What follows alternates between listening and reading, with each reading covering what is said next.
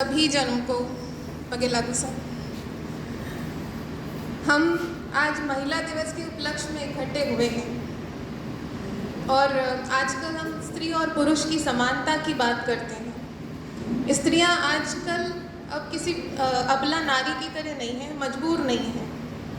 और हमने अभी देखा है कि कितने ही हमारी माननीय जो हैं वो एक संघर्ष करके आज यहाँ तक पहुँची है। मेरी जो कविता है वो एक यात्रा है और मुझे ऐसा लगता है कि इस यात्रा से लगभग हर स्त्री गुजरती ही होगी और फिर वो आम से खास स्त्री बनती होगी।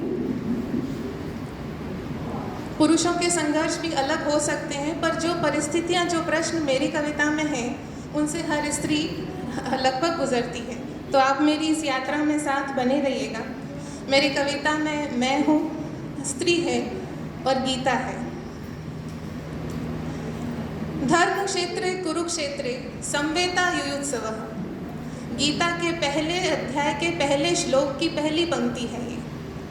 धर्म क्षेत्रे कुरुक्षेत्रे संवेता युयुत्सवः।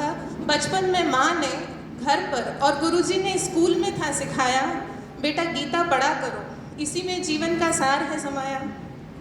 अब जीवन का सार क्या है ये तब मुझे मालूम न था। कर्मण्येवाधिकारस्ते मा फलेषु कदाचन। दूर दूर तक इन बातों से कोई ताल्लुक न था।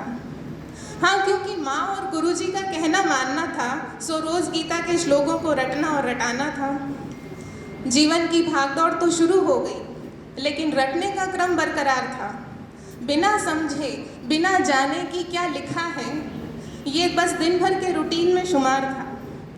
पढ़ाई, कॉलेज, शादी, बच्चे, वक्त अपनी रफ्तार से चलता रहा। इन व्यस्तताओं के बीच ये पूजा पाठ का दिखावा भी चलता रहा। अब जीवन की परेशानियों के बीच किसे इतना समय था कि जो लिखा है, जो पढ़ा है, उसे कुछ देर रुक कर, ठहर कर समझा जाए। आखिर ब्रह्मांड के इस सबसे अद्भुत संवाद को कुछ देर तो ध्यान दिया जाए। जीवन की इन परेशानियों के बीच किसे इतना समय था कि रुक कर, ठहर कर जो लिखा है, जो पढ़ा है, उसे समझा जाए। आखिर ब्रह्मांड के इस सबसे अद्भुत संवाद पर थोड़ा तो ध्यान दिया जाए। लेकिन कैसे? अरे भाई, सुबह से शाम तक का मेन्यू तैयार करना है, बच्चों का स्कूल और होमवर्क भी देखना है, ऑफिस का काम पेंडिंग है, मगर परिवार का फंक्शन भी देखना है। अब परिवार सबसे पहले है। गीता के साथ माँ ने ये भी सिखाया था, खुद का ख्याल रखना भी है ज़रूरी। ये तब न माँ ने सीखा था न मुझे सिखाया था। तो यही रटन और यही रूटीन मैंने कई सालों तक चलाया था। लेकिन फिर जीवन में मेरे एक दिन ऐसा भी आया था, किसी अपने ने ही हृदय पर नश्तर सा चलाया था, तुम आखिर करती ही क्या हो, ये ताना सुनाया था। फिर यही रूटीन और यही रटन मैंने कई सालों तक चलाया था। फिर मेरे जीवन में एक दिन ऐसा भी आया था, किसी अपने ने हृदय पर नश्तर सा चलाया था, तुम आखिर करती ही क्या हो, ये ताना सुनाया था। अपने सपनों, अपनी इच्छाओं और अपने हौसलों को परे रखकर, परिवार की ज़रूरतों को सर माथे रखकर सोचा कि क्या फ़र्क पड़ता है। तब ये सुनाया गया कि तुम जो करती हो नया क्या है, ये तो हर कोई करता है। इतना तुम्हें कहना क्यों अखरता है, सारा दिन तो घर में रहती हो, तुम्हें क्या पता घर कैसे चलता है। तब ये सुनाया गया कि तुम जो करती हो वो नया क्या है, हर कोई करता है। तुम्हें ये कहना इतना क्यों अखरता है, सारा दिन तो घर में रहती हो, तुम्हें क्या पता घर कैसे चलता है। तो जब घर से स्त्री ऑफिस में निकलती है और अपने काम में लगन से और मेहनत से आगे बढ़ती है, तो वहाँ भी कुछ कम नहीं है। ऑफिस में भी तारीफ करने पर ये सुनाया जाता है, तुम लड़की हो इसीलिए तवज्जो पाती हो।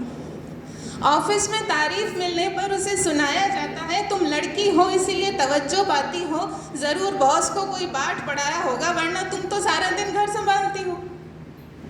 समाज के कायदे कानून, अच्छा घर हो गया, ऑफिस हो गया, अब समाज भी ऐसे ही। समाज के सारे कायदे कानून, रस्मों रिवाज भी सिर्फ मेरे लिए बनाए गए, तरह तरह के वहम भी मेरे दिल में बिठाए गए। त्यागमयी सहनशील होना मेरा स्वाभाविक गुण है। त्यागमयी सहनशील होना मेरा स्वाभाविक गुण है। मैं स्त्री हूँ, महान हूँ, ये कहकर मुझे फुसलाया भी गया। हर वक्त जुबान से सीने पर ये जख्म लगाए जाते थे, फिर बात बात पर जगह जगह पर उसे कुरेदे जाते थे।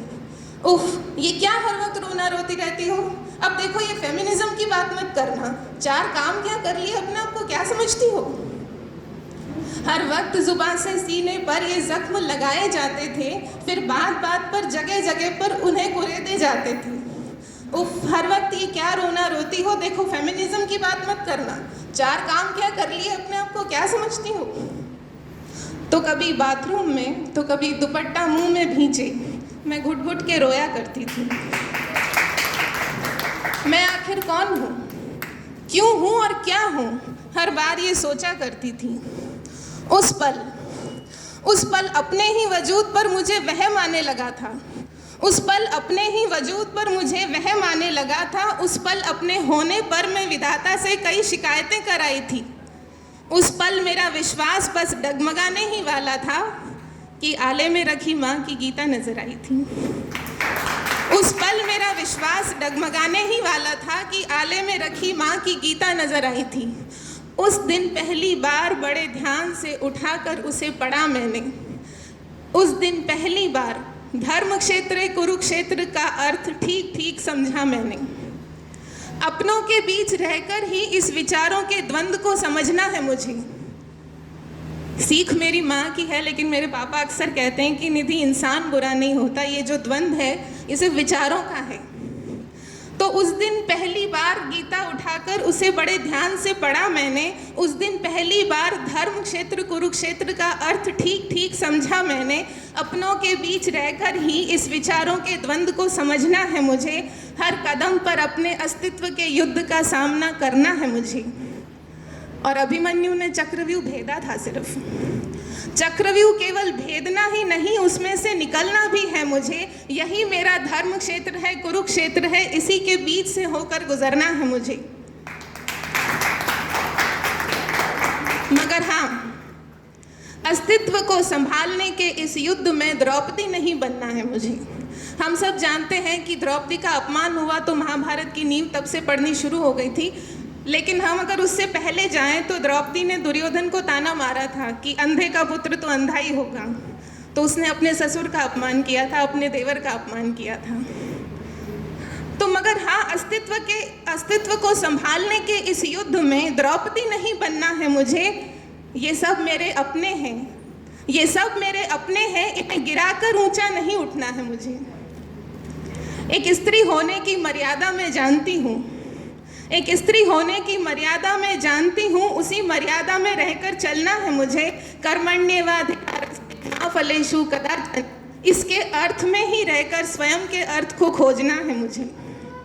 और इस अद्भुत संवाद में श्री कृष्ण ने कहा है, इस अद्भुत संवाद में श्री कृष्ण ने कहा है कि जो सत्कर्म करके मेरी शरण में रहता है वो प्रिय है मेरा, मैं साथ हूँ उसके, जो धर्म की राह पर चलता है।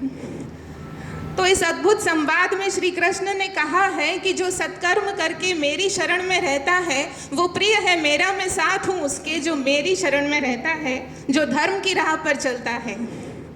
उस दिन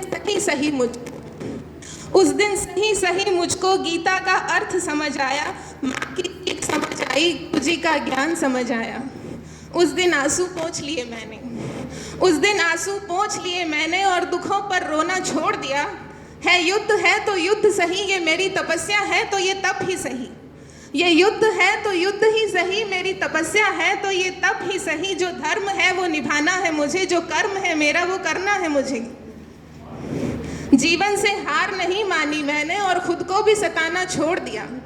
जीवन से हार नहीं मानी मैंने, खुद को भी सताना छोड़ दिया। गांडीव फिर से उठा लिया है मैंने, गांडीव फिर से उठा लिया है मैंने और बाकी सब प्रभु पर छोड़ दिया। बहुत बहुत धन्यवाद।